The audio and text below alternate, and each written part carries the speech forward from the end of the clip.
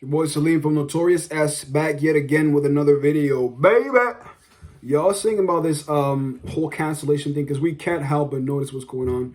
A lot of people being canceled for things they say and do in the public eye, which to a degree I understand, bro. Like the higher you rise and the more eyes you have on you, especially if you work like in as a movie star, somebody that has a lot of status and people have their eyes on you, you got to be wary of what you say and do.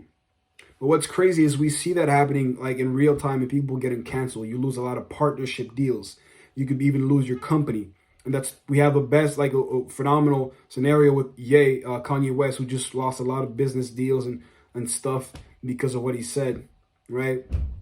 And it makes you think, because a lot of people will say like the climate is crazy because corporations are like canceling. And to me, I think that one angle we haven't looked at when it comes to this whole cancel culture we live in right now is that the corporations who decide to pull out of deals with people that say certain stuff or do certain stuff, and this whole culture is a reflection, a direct reflection of the market, of society, of the soft society we have. Because understand one thing, the consumers dictate the value of a business, because if they don't buy, business don't make money. If the business don't make money, the value decreases, understand?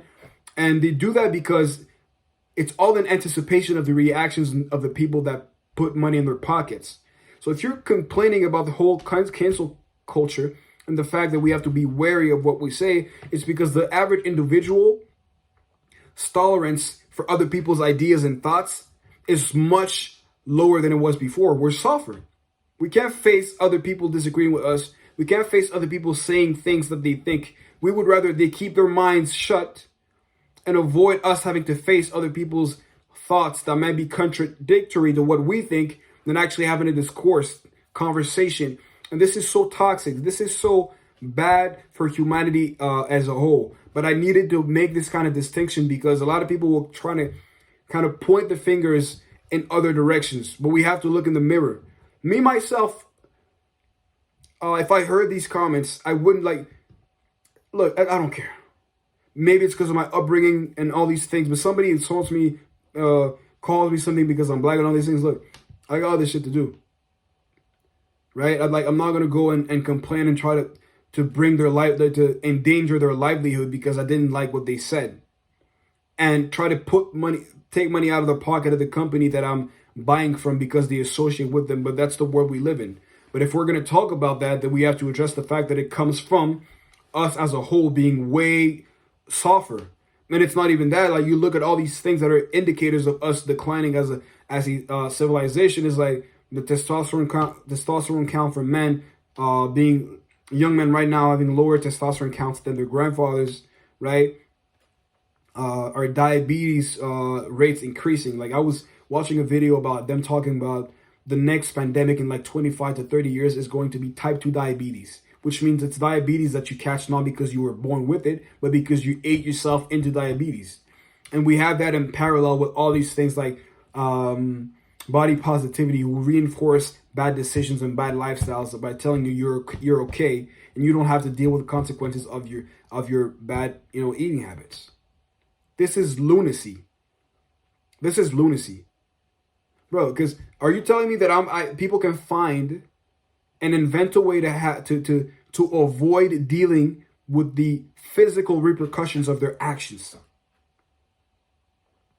What goes up must come down, right? What goes in here is going to reflect on my overall health. But I can put it in, ingest it, and act as though me getting bigger is not negative.